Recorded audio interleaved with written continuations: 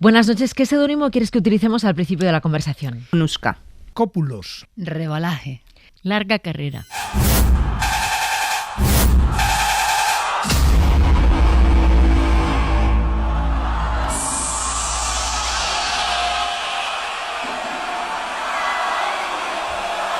Aquí están coreando tu nombre.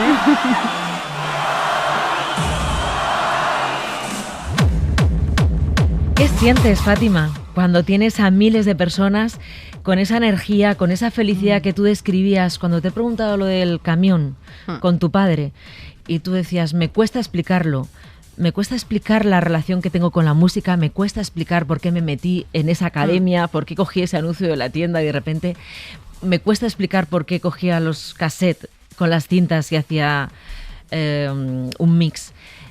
Cuando ves a toda la gente a la que también probablemente le cuesta explicar lo que siente con tu música, coreando, botando, saltando y dispuesta a vivir una noche de felicidad plena, ¿qué sientes tú? Pues también me cuesta explicarlo. A ver, es algo... Estoy en una nube, sinceramente. Es grandioso, es maravilloso. Estoy súper agradecida por todo ello. Y además... una anécdota. Si te fijas aquí, no dicen Fátima, dicen Fati. Entonces sí. Es como más familia, ¿no? Más que nos conocemos desde hace mucho tiempo. Sí, lo que pasa es que son miles de personas, claro. Miles y miles de personas, ¿eh? Sí, pues la verdad que no sé, yo me siento muy, muy agradecida por todo ella. Y mi abuela, ¿qué pensaría? No creo que... Imagínate otra hora en la cabina. No, imagínatela. No puedo creer, o sea, no creo que ella ni se imaginara nada de eso. Date cuenta que yo vengo de una vida, pues eso, que trabajaba desde los 9 años con mi madre, que cuidaba de mi abuela, que mis vacaciones era irme a trabajar con mi padre en el camión. O sea, no creo que a mí ni a mí se me pasaba por la cabeza en ningún momento. Yo con mis Spice Girls ya, vamos, estaba todo arriba haciendo mis coreografías y saliendo en un periódico. Uf. ¿Tú dónde dirías que está el punto de inflexión, Fátima, en el que tú empiezas a diferenciarte de todos los demás? O sea, hay un punto de inflexión que tú puedes situar, que pasas de llenar garitos pequeños, ¿no? Que es donde todo el mundo empieza a pinchar, claro, a de repente encontrarte con escenarios en todo el mundo gigantes. O sea, ¿dónde está ese punto de inflexión? Me acuerdo perfectamente. Fue en mi primera Awakenings. Awakenings es en Holanda, en Ámsterdam. Y fue mi primera Awakenings ahí donde... Bueno... puse mi track de violines, ¿vale? Y de repente los monitores no funcionaban bien, no me estaba llegando a mí el sonido de los monitores, entonces yo estaba escuchando el sonido de fuera. Y cuando llega el drop y rompe violines, escucho a la peña gritar, ¿sabes? Como ¡wow! Y miro para atrás, digo, ¿qué ha pasado? Y de repente me di cuenta que era la gente, estaba la carpa llena. Y ahí, en ese festival, yo me di cuenta que me abrió muchas fronteras. Fátima, ¿cuánto hay de vinculación del mundo del techno y de la música potente con las drogas, con perder un poco la noción? Porque también es un estigma que acompaña bastante a este tipo de música. Grande, sí, es un estigma muy grande. De hecho, mira, yo este fin de semana lo estábamos hablando con unos amigos que decían, es que no es necesario drogarse, o sea, no es necesario para nada. Quien lo quiera hacer, que lo haga. O sea, como te digo, desde hace muchos años hay drogas de diferentes clases, desde tribus a las químicas de ahora, ¿no?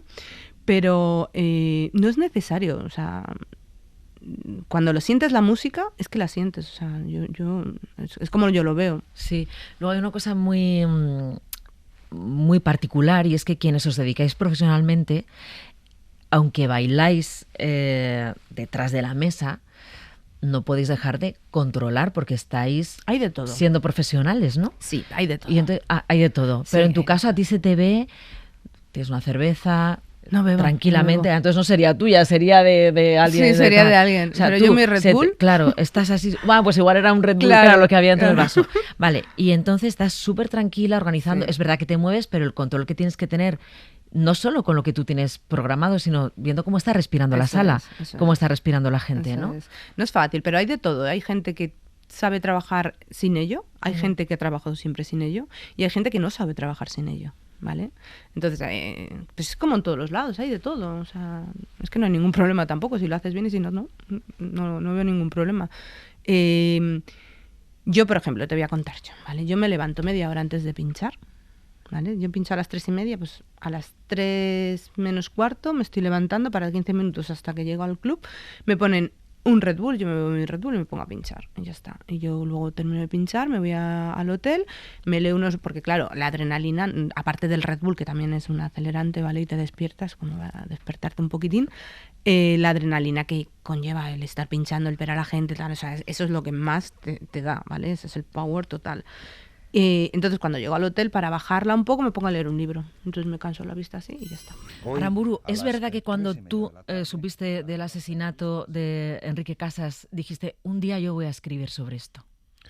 Sí, bueno, yo escribía poesía, una poesía de tipo surrealista, un poco apegada a lo cotidiano, y entonces ocurrió que Enrique Casas, a quien yo conocía personalmente, fue asesinado en un momento en que yo estaba en San Sebastián.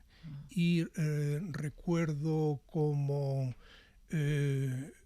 presencié la introducción del féretro en la Casa del Pueblo, en el barrio Gros. Y además lo portaban algunas personas que yo conocía, entre ellas mi librero, Ignacio Latierro. Y llovía. Y yo pensé para mí, viendo aquello, pues entre las personas que pues acompañaban silenciosamente la conducción del féretro, yo me dije para mí, algún día escribirás sobre esto, entendiendo por esto, sobre estos crímenes continuos que por razones ideológicas, a veces económicas también, se están cometiendo en mi tierra natal, ¿no? Yo ya estaba vacunado con anterioridad contra la violencia. Ya de jovencito entendí que asesinando no se podía construir una sociedad mejor, eso me parecía imposible, ¿no? Y además tuve la fortuna de leer a tiempo algunas obras, particularmente una de Albert Camus, que me proporcionó unos rudimentos, unos principios morales que me han servido para toda la vida y también para mi vida privada. Y entonces estos principios morales que están basados en el respeto, en el reconocimiento de la dignidad del otro,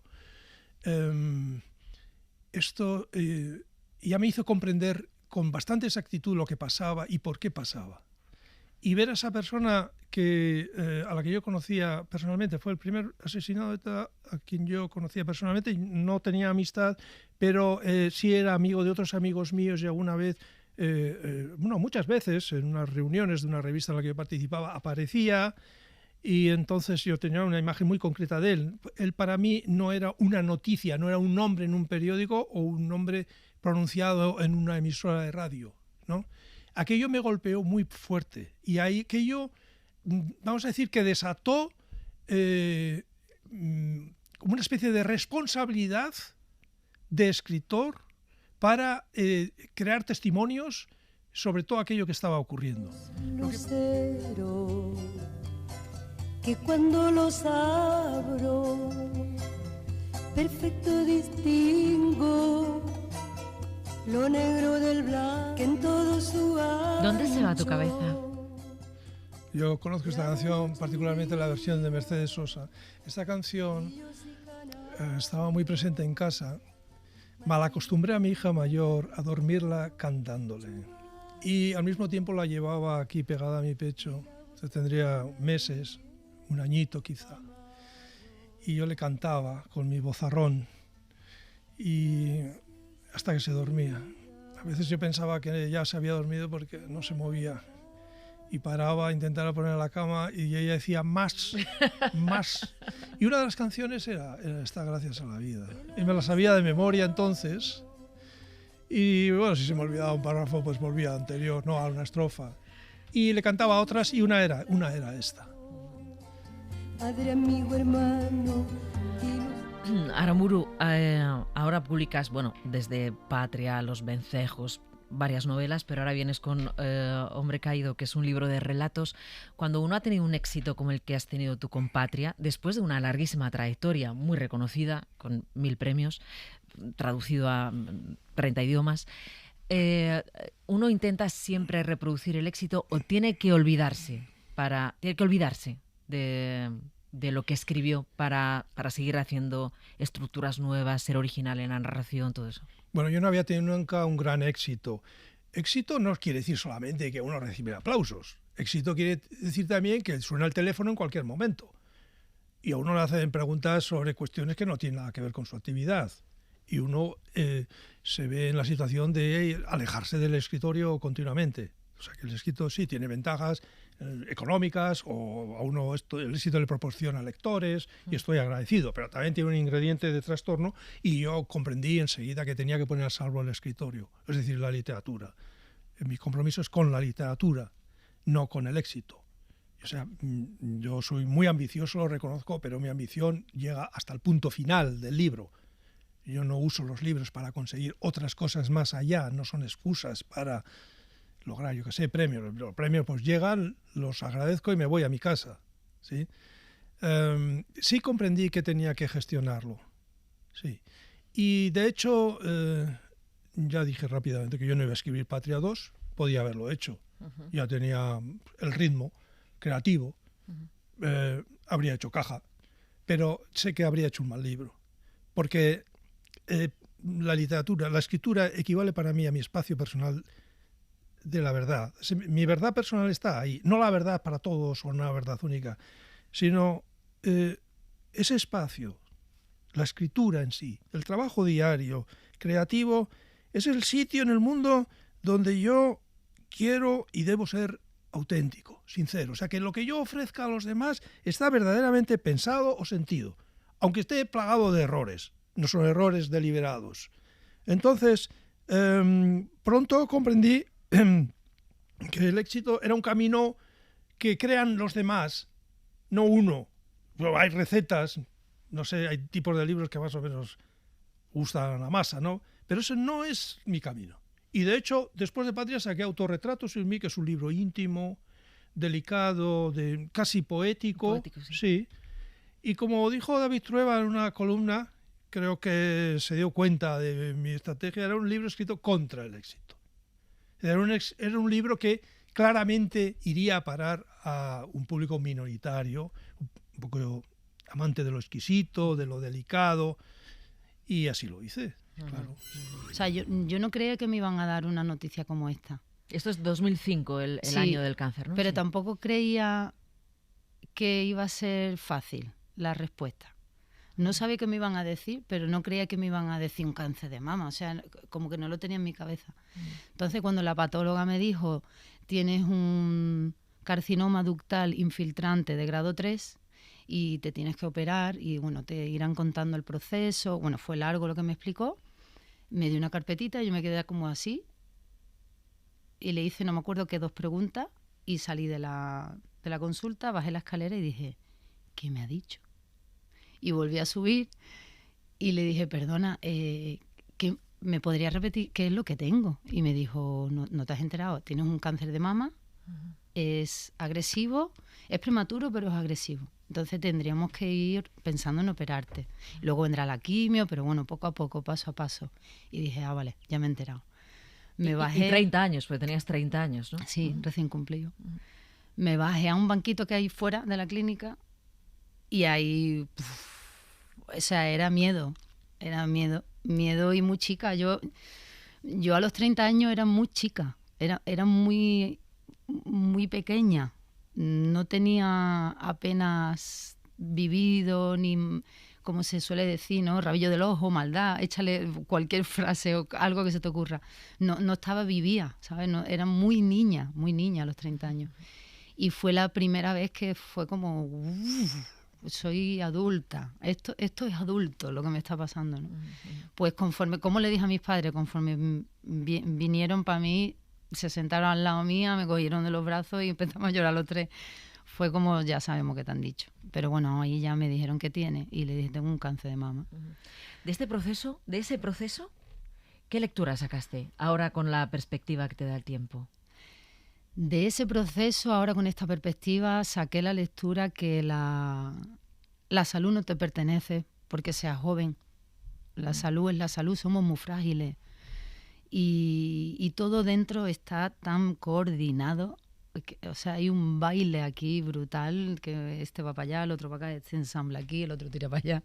Tú desechas esto porque algo nuevo entra. En una cosa, hay un baile maravilloso que hay veces que pienso que parecemos robots, ¿sabes? Pero los robots no nos llegan ni a la suela de los zapatos. O sea, hay una coordinación brutal en todo el proceso celular, ADN y como se le llame, ¿no? Neuronal, yo qué sé, todo, ¿no? Sí, sí. Y la lectura que hago es que enseña mucho una enfermedad, enseña un montón. De hecho, a mí me fue empezando a enseñar como la antesala de mis oscuridades, que es una de las cosas que explico en el último libro que he escrito. Sí. Que lo tienes Fíjate, ahí. sí, lo he leído con mucha atención, En la cresta de la hora, que habla con mucha sinceridad Sí. de todos los procesos vitales, emocionales, profesionales que has vivido, especialmente vitales y emocionales, de la caída, de la subida, de las drogas, del alcohol, de esa oscuridad. Es muy, muy llamativo, Mari, cuando dices que ese 30 de enero del 2022, cuando el mundo entero te veía como una mujer de éxito, que había triunfado en el mundo de la música, porque es verdad, premios, conciertos, discos de platino, fans, tú escribiste en un calendario la palabra rota. Es muy estremecedor eso. Pues escribí rota porque estaba rota. De hecho, ahora al decir tú rota me has retumbado. Me ha retumbado aquí como un pellizco así, ¿sabes? Me sentí rota.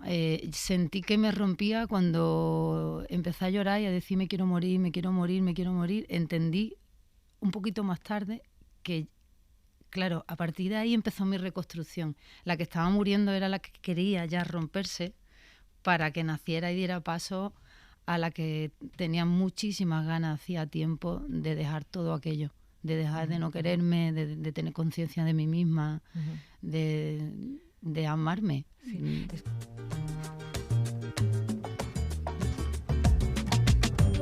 Tenía ganas de escribirte, afilando bien la pluma, Chamba viene a cantarte, me enciendo hierbo muy pronto. Es muy, muy luminosa la canción. Tiene el agradecimiento, tiene la reivindicación, tiene todo esto que contabas, el ser una superwoman durante un tiempo, el intentar ser perfecta y el no tenemos por qué serlo. Tiene eso a tu madre, tiene eso a quienes fueron referentes para nosotras, tiene muchas cosas esta canción. Tengo la parte femenina que tiene mi padre y que poco a poco la he ido mostrando, esa vulnerabilidad que yo le agradezco enormemente a mi padre que la muestre, porque aprendo mucho, mi masculino aprende mucho de ahí. Y a mí me da la impresión que es una... Está feo comparar, pero me da la impresión que es una segunda parte de Poquito a Poco, esta canción. Es como, tanto en lo musical como en la letra, aunque esta va más enfocada a nosotras, pero tiene como sarda y pa'lante, ¿no? Un poco libérate de toda la película que te han contado o que tú misma te cuentas y cada una es especial como es, ¿no? Que si me enciendo hierbo muy pronto. La verdad es que es un caso muy paradigmático el de Nicaragua. Sí. O sea, una revolución que triunfa y cuando llega al poder Ortega, uno de los revolucionarios, de repente legisla y gobierna de una manera que es criticada y denunciada por organizaciones internacionales, por Naciones Unidas, por Amnistía Internacional, por vulnerar sistemáticamente los derechos humanos. Era lo que menos os podíais imaginar que podría pasar. De ahí hablas de los sueños rotos, ¿no? Fíjate que nosotros ya sabíamos que podía pasar. O sea, nosotros, te digo, la gente que estuvo y que lo conocía. Porque empezó en el 90, empezó cuando perdimos las elecciones de 1990, el Frente pierde las elecciones y en ese momento se da una situación dentro del sandinismo de cuestionamientos y Ortega se atrinchera y ahí empieza su transformación. Él quiere volver al poder desesperadamente y empieza a hacer concesiones y ahí empezamos a salirnos. Nosotros o él expulsaba también. Entonces ya el sandinismo se desvirtúa totalmente en ese periodo. 16 años pasaron antes de que él volviera al poder. Entonces en esos 16 años hubo un cambio y además conocimos cosas de él que no sabíamos, como que había abusado de su hijastra, por ejemplo. Ella lo acusó en 1998. O sea, que el Daniel Ortega, que veían ustedes, porque nosotros sí lo veíamos más de cerca, que veía la gente que leía los periódicos y sabía de la revolución, él era el símbolo. Claro, era como un sueño de esa revolución, sí. acabar con una dictadura y llegar al poder. Sí. Dices una cosa, Yoconda Belli, que me gusta mucho, que es que a veces la lucha por los sueños no significa que tú tengas que ver ese sueño cumplido. Que igual el sueño se cumple después. Sí. Que tendemos a ser cortoplacistas en esto, pero que los sueños... También es este poema, Luciérnagas, Sí. cuando hablas de que aún en la oscuridad los niños salen a cazar luciérnagas. Luciérnagas, lo estoy diciendo mal. Luciérnagas. No, porque es verdad que las luces, como las estrellas que te enseñaba tu abuelo, igual en el cielo, se quedan mucho tiempo. Sí, dice el poema, el tiempo nos ha vaciado de fulgor, pero la oscuridad sigue poblada de luciérnagas. Y esa es la verdad. Y yo eso de los sueños lo creo mucho porque ha sido un proceso de madurez también llegar a la conclusión de que yo no voy a ver mis sueños cumplidos. O sea que ya vi una parte, pero que ese otro sueño, y como ninguno de nosotros va a ver sus sueños cumplidos en realidad, porque vivimos muy poco tiempo. Claro. ¿No? Y entonces lo que uno tiene que hacer es construir el sueño día a día, para asegurarse que el sueño alguna vez va a suceder. Sí, sí. Yoconda Belli, que están los silencios llenos de murmullos y de secretos, ¿no? O sea, ¿el silencio tú lo ves un aliado o un enemigo? A mí me encanta el silencio, pero en ese caso, como estoy hablando de una mujer que se queda sola en la casa de su madre, justo cuando empieza el confinamiento por la pandemia, entonces, claro, ese silencio es un silencio impuesto, un silencio diferente, un silencio con mucha enfermedad afuera, con la muerte rondando. Entonces, y además la muerte de su madre, donde ella tiene que vaciar esa casa y había llegado a vaciarla en 15 días y de repente está ahí, está confinada y empieza a darse cuenta de todo lo que su madre hizo. Y me encantó la idea esa, porque ¿quién conoce a su madre? Es una de las personas más difíciles de conocer. Conocemos a la madre, pero a la mujer detrás de la madre no siempre se conoce, ¿no? Uno va averiguando cosas de las madres. Si tenés una madre conversadora, como yo, por ejemplo, he sido libro abierto para mis hijas. Hasta por eso escribí La memoria, Un país bajo mi piel. Yo quería que ellas supieran quién era yo. Sí. Pero eso no sucede. Yo, por ejemplo, de mi mamá no supe muchísimas cosas. Yo sé que era una mujer, era como una Madame Bovary que vivía, ella no hubiera querido nacer en Nicaragua, tenía tales sueños, aspiraciones, era mujer de teatro, mujer que leía mucho, que vivía súper informada, y le toca vivir en Nicaragua con mi papá, que era divino, pero que era un señor bastante rudimentario digamos, intelectualmente, nada parecido a ella. Te hubiera gustado conocerla más, sin embargo tú dices que eres un libro abierto para tus hijas. ¿Qué han dicho cuando han leído Un silencio lleno de murmullos y esa dedicatoria al principio y esa dedicatoria también al final? La dedicatoria le gustó mucho, sí. Pero no han leído, no creo que hayan leído toda la novela. Todavía de no. repente me preguntan, ¿y vos sos esta que está? No leo, si es un libro de ficción. Como una amiga que hoy me asustó porque me dice, ¿y vos diste una niña en adopción? No. Leo, por favor, yo adopté una niña. Sí. No, está claro, lo explicas al final, que el libro, toda la parte política de Nicaragua es real, pero la ficción, Valeria, que es la madre, y Penélope, que es la hija, y no vamos a contar más para no desvelar al lector lo que vaya a encontrarse, está basada, es ficción, ¿no? Es ficción. Es ficción. Sí, pero sí que es verdad que se trata de esa relación entre madres e hijas. La madre desconocida para la hija, la madre que se ha sentido ausente, que no ha estado. Y esa sensación porque aunque uno digamos, haya desarrollado un sentido de sí misma diferente al que nos querían, digamos, imponer, siempre te queda esa mujer por dentro, que es la mujer tradicional, que te dice, esto no lo deberías hacer, esto. Yo tengo un poema que dice que mujeres que me ven con el dedo acusador y me acusan, ¿no? Porque soy lo que soy, porque me atrevo a ser esta loca, falible, tierna y vulnerable, que se enamora como alma en pena de hombres hermosos, palabras juguetonas. Así tengo un poema que dice todo eso y que dice no me arrepiento de nada, pero sí el asumir esa diferencia, porque la sociedad te lo cobra, claro, porque por ejemplo a mí me cobraron cuando yo empecé a escribir poesía que hablaba del cuerpo femenino, sí. Del erotismo, de la condición y el descubrimiento del cuerpo de la mujer. Eso muchas mujeres te lo agradecimos. Sí, claro. Sí. Las mujeres sí. Pero sin embargo te penaron socialmente. Sí, me penaron. O sea, relativamente, porque al poco tiempo los monstruos sagrados de la literatura nicaragüense me bendijeron y dijeron que yo era una gran poeta que estaba revelando cosas nuevas, pero que la crítica, que esa era poesía vaginal, poesía vulgar, que le daba pena leerla, ¿me entendés? Habían unas cosas